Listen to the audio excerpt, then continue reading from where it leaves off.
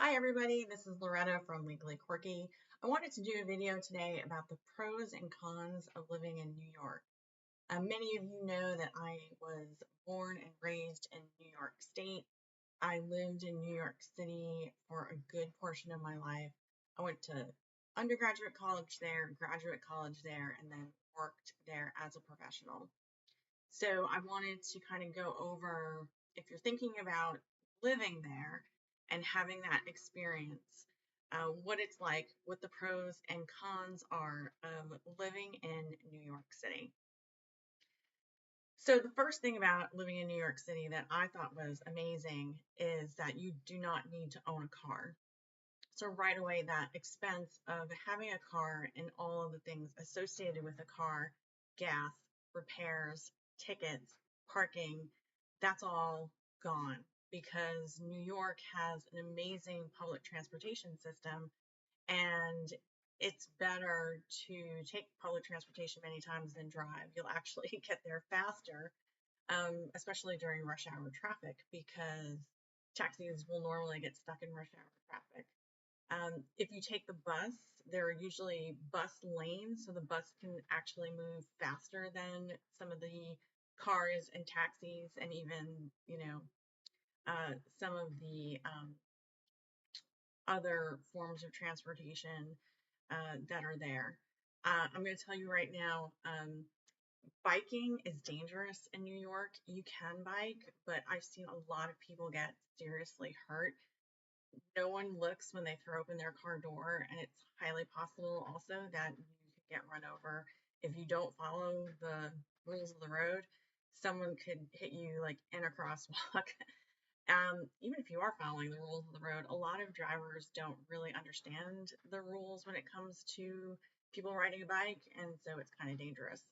But public transportation and walking, inexpensive. I have walked a lot. That was actually another pro of being in New York and being in a walking city. It's a great way to stay in shape. If you live in New York, you're going to be walking many blocks, and that's a great way to burn off calories, especially if it's winter time and you maybe want to get some extra steps in. You can get off a subway stop early and then walk the rest of the way. If it's raining out, um, you know, I can understand someone not wanting to walk, but in the fall and the spring when it's not raining, it's actually really nice to walk. You never know what shop you're going to pass on the way. There's always cute new stores and restaurants opening, and so being able to walk rather than drive is a lot more convenient. Besides all the money that you're going to save on not owning a car and having to deal with car issues and maintenance and insurance, uh, you're going to need to spend it on rent. So, one of the cons, having to rent in New York is incredibly stressful. When I graduated from undergrad, I went to a place called Roommate Finders, and it's a service that you go to, tell them kind of what you were looking for, give them a range of what you were willing to spend, and they would give you listings of who had a room to rent and share with other people. So the first time that I used them, I ended up sharing with two other girls on the Upper East Side. And then the next time I ended up sharing with one person on the Upper East Side. Upper East Side was cheaper than living on the West Side. And this is how long ago it's been since I graduated from college. My rent sharing with two other girls was only $500 a month. And it was a beautiful apartment. It had a spiral staircase in it that led to the girls' bedrooms. I was on the main floor. Uh, you know, was there bug problems? Yes. Were there mice problems? Yes. Um, were there noise? There's a lot of noise, and that's coming later. We'll talk about how much noise pollution there is. But $500 a month in New York, you know, that was an amazing deal even then. Nowadays, when I left, I was paying about $2,000 a month for a studio. I don't even know if you can get that for a studio in Manhattan anymore. I've looked at some apartments. Sometimes the apartments I'm looking at are $3,000, $4,000. So things have definitely gone up, and rent is expensive. So yeah, you won't need a car, but you will be spending a lot of money on rent, and you may need to have roommate. You're looking for in New York, you can find. So if there's a product or a type of food or something new that's come onto the market, usually you can find it in New York City. There are amazing places to shop and eat. Uh, it's such a diverse population. If you want Ethiopian food, if you want Indian food, if you want Chinese, Japanese, Vietnamese, Taiwanese, Korean, Italian, there's all kinds of food, amazing Greek food.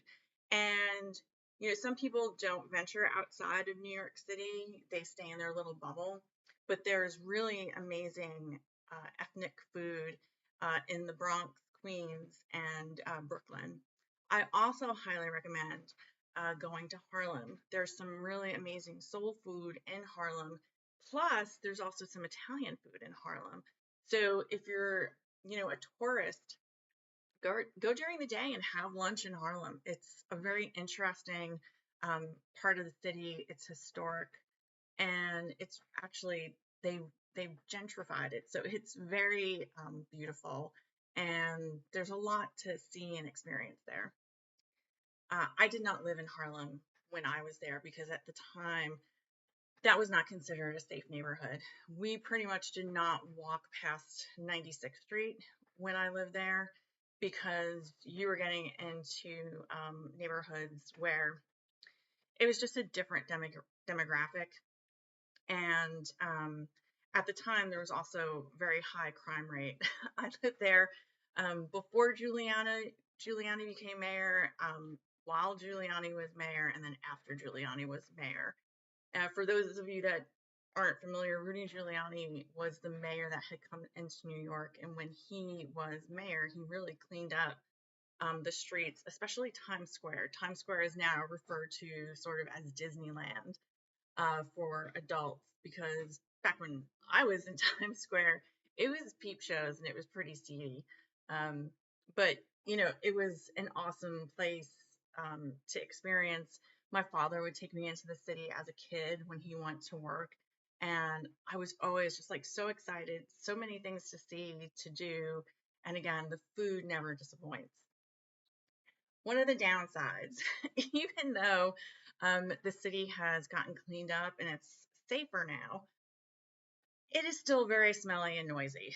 So the smells in the summer, June, July, August, if you're walking down a block that hasn't had trash pickup yet, that stuff is going to smell uh, really bad. And then there are issues with public urination, so you have to deal with that smell too. It's in the subways. As soon as you go down to the subways, there's a very distinct smell. And then there's the noise pollution. I never realized how noisy it was in New York until I left New York and started traveling and then also living in other places in the United States. So in New York, there is a constant, steady hum of noise. Uh, in the middle of the night, there's still traffic that's going on. You have garbage trucks that are picking up garbage. You have deliveries that are being made, police sirens, ambulance sirens. It's one of those places if you're gonna live there and you're very sensitive to noise, you might want to get noise canceling headphones so that you can get some deep REM sleep.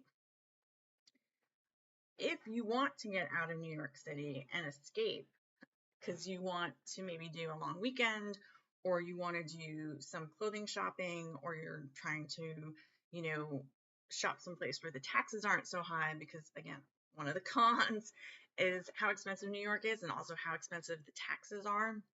A lot of us would rent cars and drive to New Jersey in order to save money on taxes. We would also sometimes drive to upstate New York and go shopping at the outlets in upstate New York because there were better deals than what you would find in New York City. So if you want to rent a car, You can rent a car for those special trips or weekend getaways.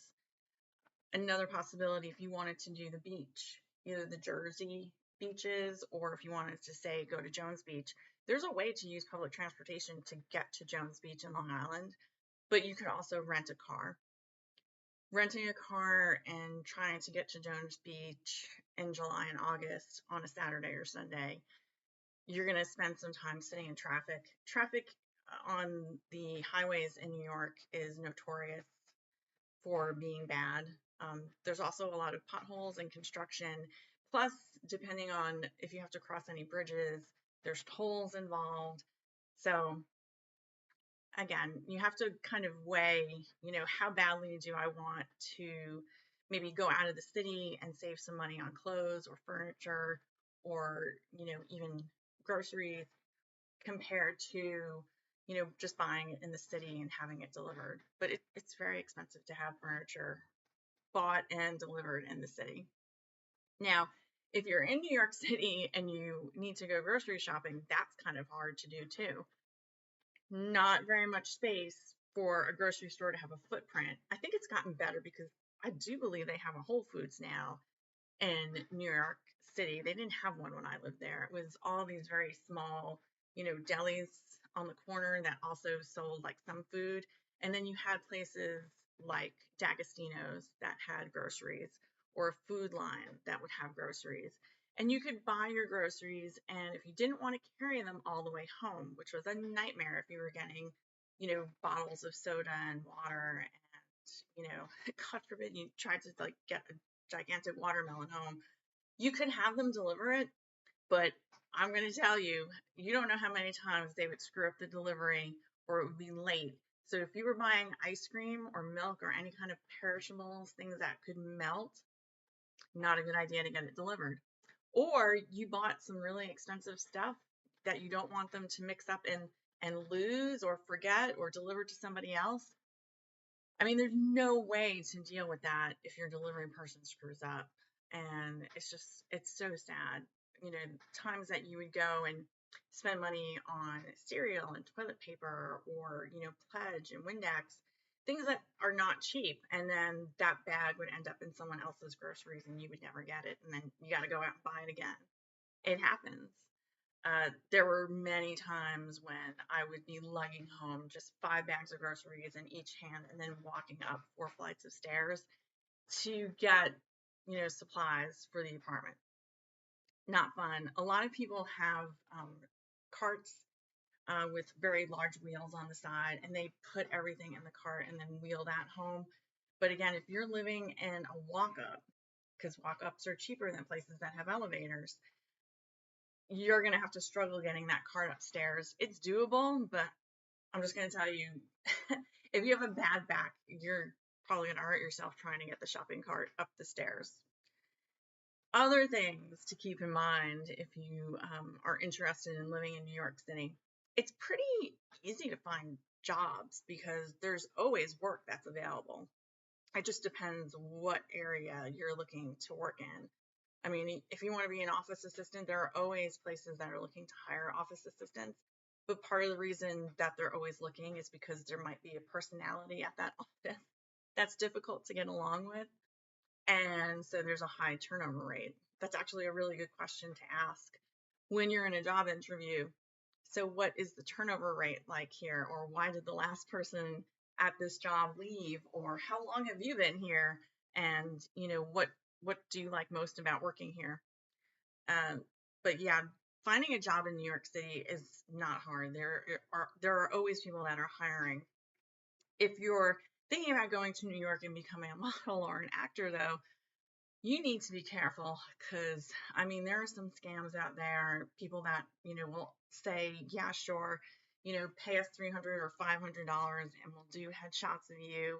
And I mean, it's a scam. They want to take the headshots of you and then maybe rope you into buying a package of photographs that you then send out to everybody. Unless you have an agent, no one is going to just look at your headshot and be like, yeah, we should call this person in.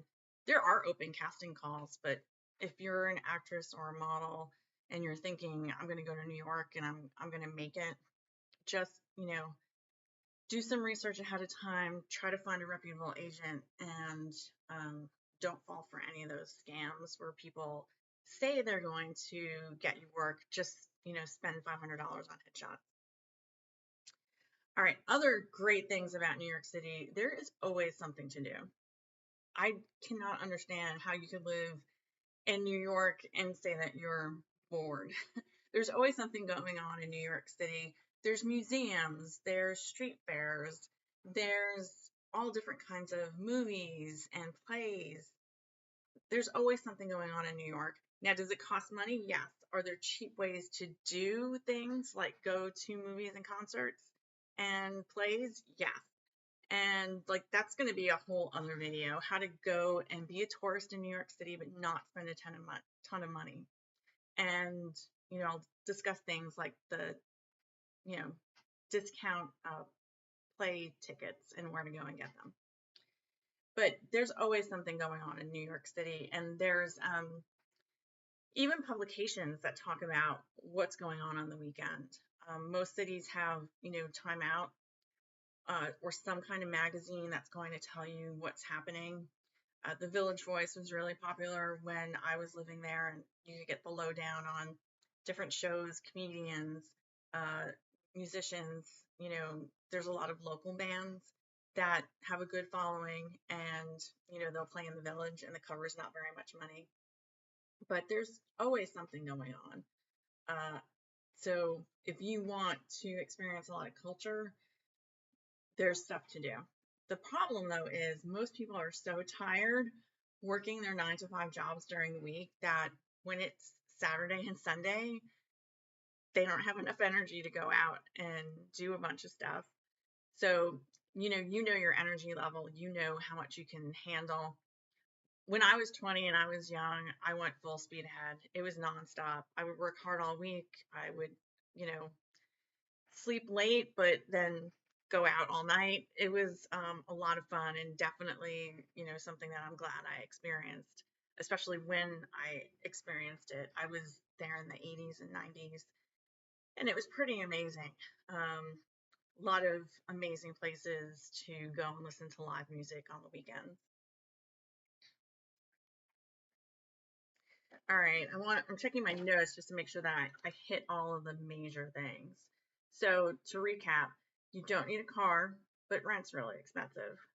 Grocery shopping is a nightmare, but you can pretty much find any kind of food you want to eat in New York City. And there are people that never cook at home. They go out for every single meal.